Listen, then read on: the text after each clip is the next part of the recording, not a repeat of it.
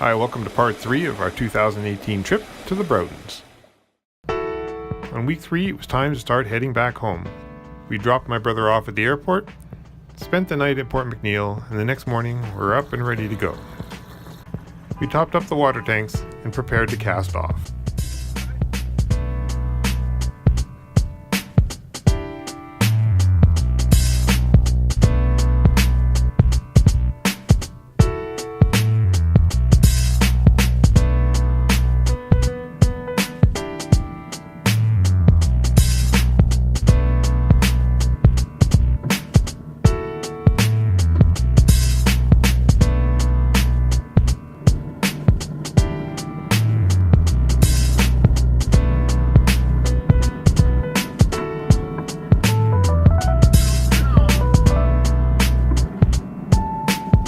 Even though we knew the current was against us, we decided we would take one more trip out Blackfish Sound and see if we could spot a few more whales. We hadn't seen any orcas this trip, so we thought it was worth the extra time it would take us. We didn't manage to spot any orcas, but we did see this lovely humpback whale.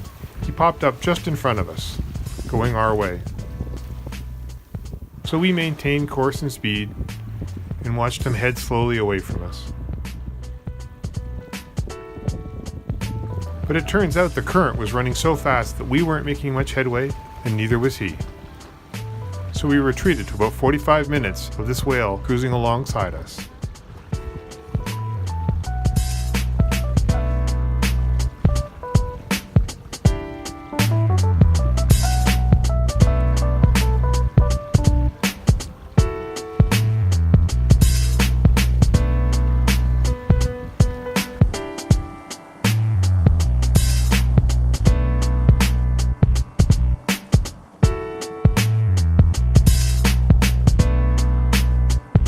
At one point, we were making 7.5 knots to the water.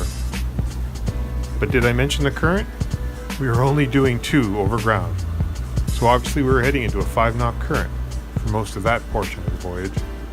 But like I said, it really didn't matter because we had our friend the humpback whale to keep us company.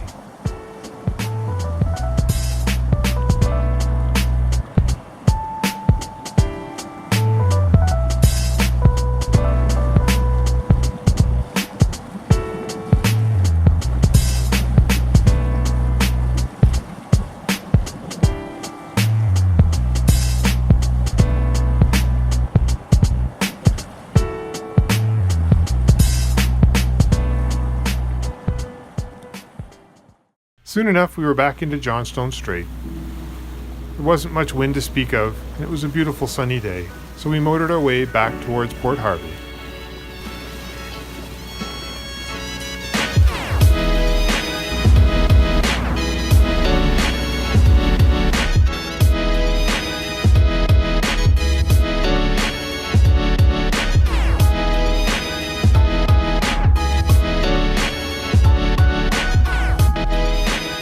Port Harvey was a little busier than last time we'd been there. We decided we would treat ourselves to some pizzas. They make them in a big stone-fired oven up the restaurant. The next day we headed off. George has been having this big legal fight with one of his neighbors who's been doing a bunch of industrial work, and he's been trying to get it shut down because the permits really shouldn't allow it. Unfortunately, we found out a few weeks later that George had passed away, so I'm not really sure what's going to happen with the legal battle or with Port Harvey.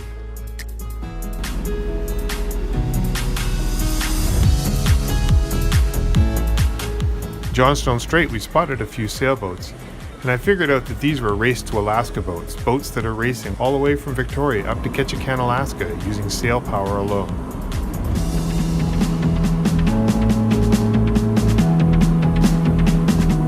We made it through Greenpoint Rapids and decided this time to bypass Blind Channel and go to Shoal Bay. We'd never been there before, but I'd heard lots of good things about it.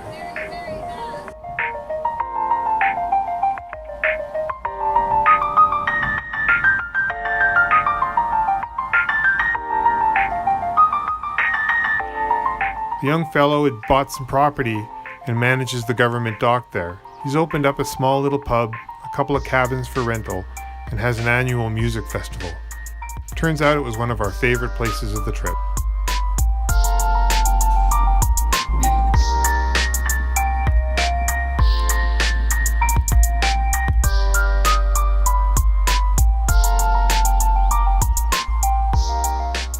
The next morning I got up, explored for a little bit, and tried to take some pictures of the swallows that were dive bombing the area.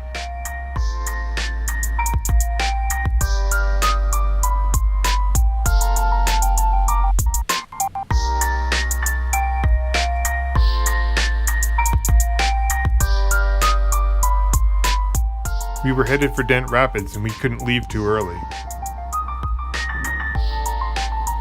So we visited on dock, enjoyed the sights and sounds of this beautiful place. That's what I'm thinking, yeah. And basically just relaxed. And then it was time to go. We left a few minutes early, timing to hit Dent half an hour before slack, just so that we had a bit of buffer. It was interesting because there was this huge log boom that was going through right at the same time. We tried to get him on the radio to find out what his intentions were, but he wasn't answering us or many of the other calls that eventually tried to figure out what he was doing.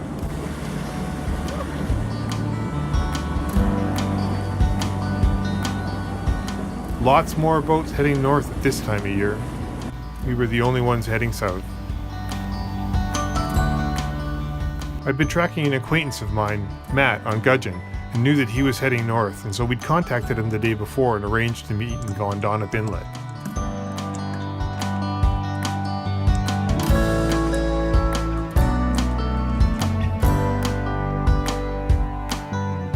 After we'd anchored, we invited them over for a drink and some fresh bread, and we had a lovely visit.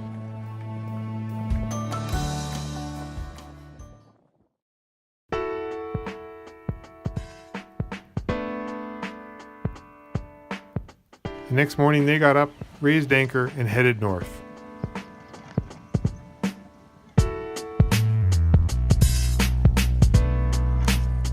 Six months later, Matt's now in the Sea of Cortez, having gone all the way up north, explored the Inside Passage, and then headed all the way down the west coast.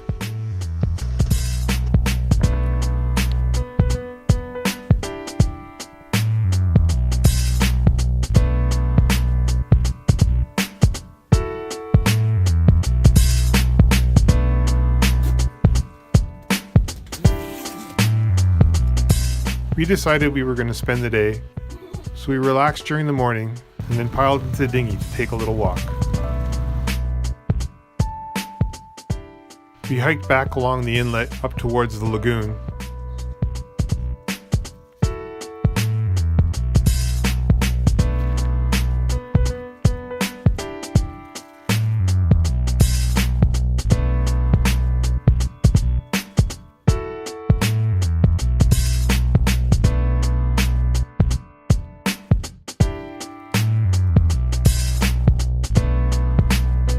Spent some time basking in the sun on the rocks.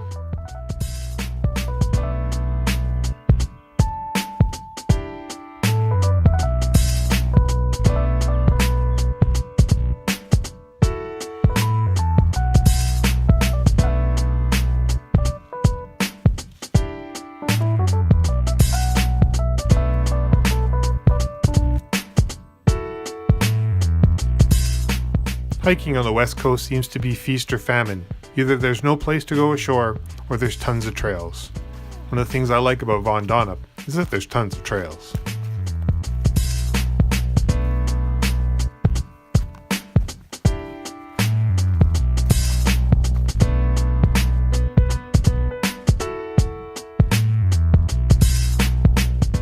Then we headed back to the boat for a few minutes and decided to take off and explore the shoreline once again.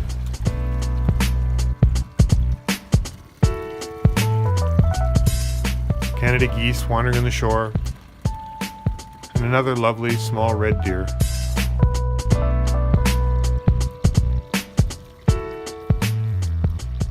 I tried to get some underwater footage, but the water was murky and there wasn't really that much interesting down there.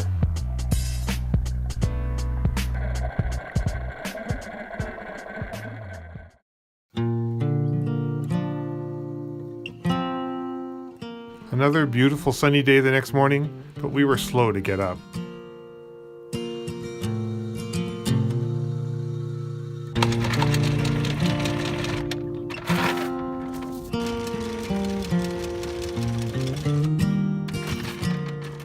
We needed some fuel, so we decided we would head around Cortez Island through Uganda Passage and visit Gorge Harbor to fuel up. Uganda is this lovely S-shaped narrow passage that you go between buoys and rocks. Tide's pretty low here, so you can see the shoals, but when the tide is up, it's much more interesting because you seem to do these unnecessary zigzag turns.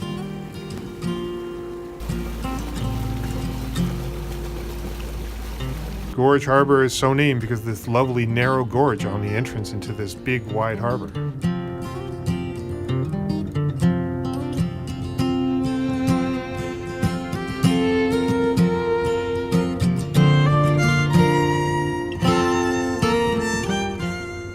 Somebody was already at the fuel dock, so we had to circle around a couple of times. And then we came in, tied up, and topped up the fuel.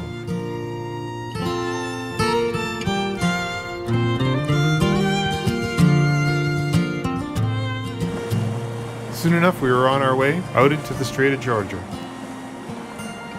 Another beautiful calm day, so not much sailing.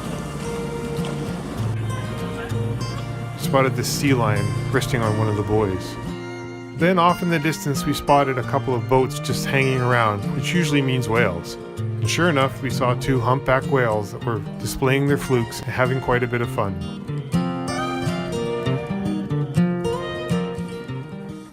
A few minutes later they disappeared and then apparently decided that we were going the proper direction because they surfaced just ahead of us.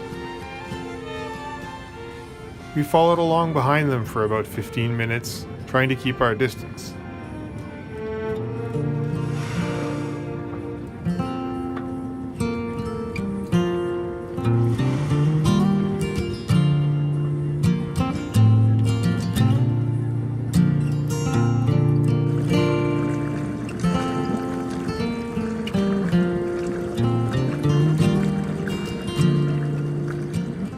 Eventually they headed back towards shore, and we continued on our way. At one point the boat seemed to slow down, and behind us we saw this long trailing wake that didn't seem normal. We slowed down, we saw we had some crab line attached to the boat. It was hooked around the keel, not the rudder or the propeller, thank goodness, so I managed to pull it all up on deck. Eventually we pulled into the Texada Boat Club and into one of our favorite spots.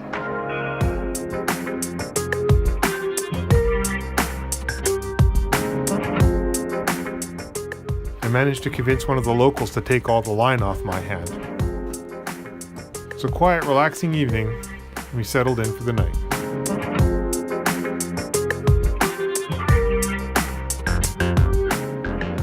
The next morning we headed down the Malaspina Strait. The last time we'd done this, we'd sailed the whole way, but we weren't up to bashing into the wind and decided that we would motor.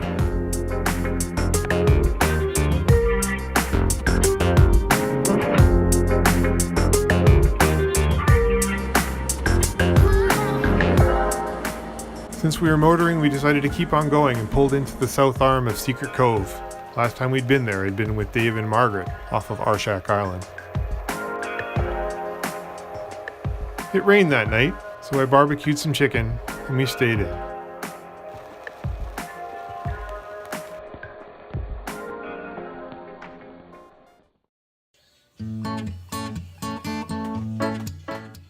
The next morning was sunny and bright, and we were on our way.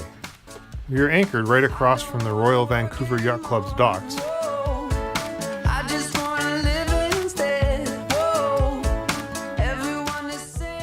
It's always so interesting how deceptive it is. As we pulled out the narrow channel of the South Arm, it was calm, it was sunny, boded for a beautiful day.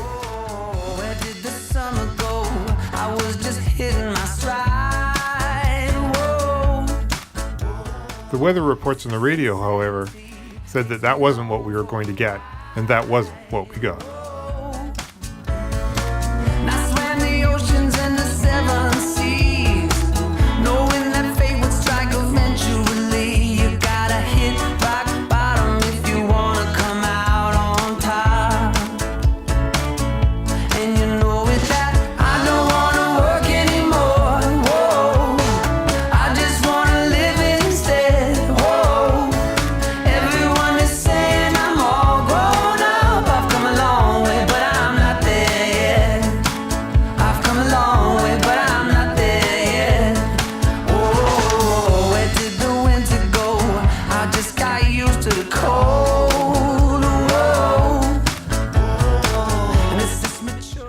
this lovely converted ocean-going tug.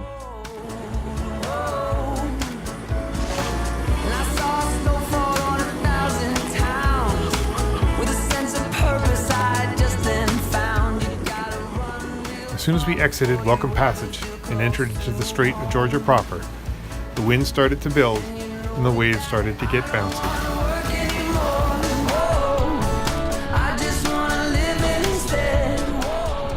It was slightly uncomfortable because it was beam on and we kept rolling back and forth. We probably should have put out some steadying sail, but I wanted to charge up the batteries, get some hot water, and have a shower.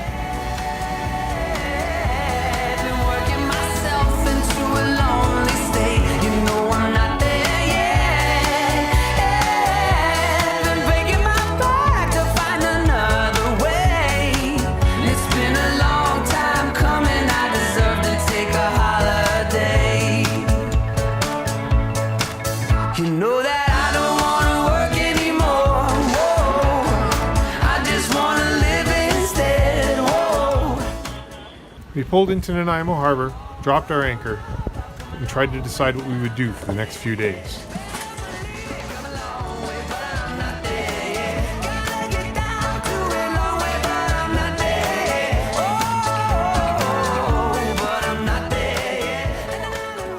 The first decision was we needed to have a beer.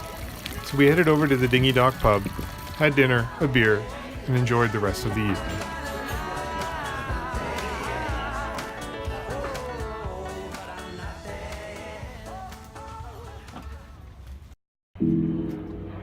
The next morning we decided we were going to head into dock. We had a few repairs that we needed to get done. The bilge pump had been sticking. We needed to get one of the burners on the gas stove working. And I wanted to check some of the batteries.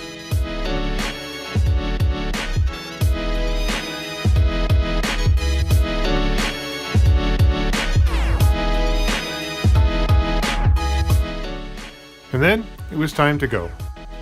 We started packing up. Left some food for the staff that were going to clean up after us. After the repairs, the burner worked really well, so we decided to have one last cup of coffee.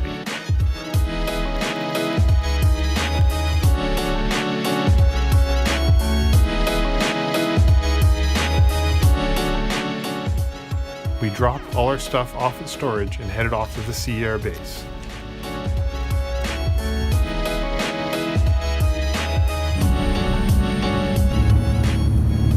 One last glimpse of the coast, and we were headed home.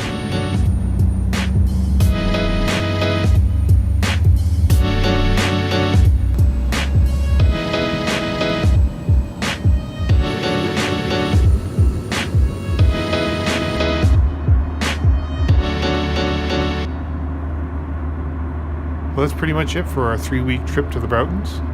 I hope you enjoyed the videos.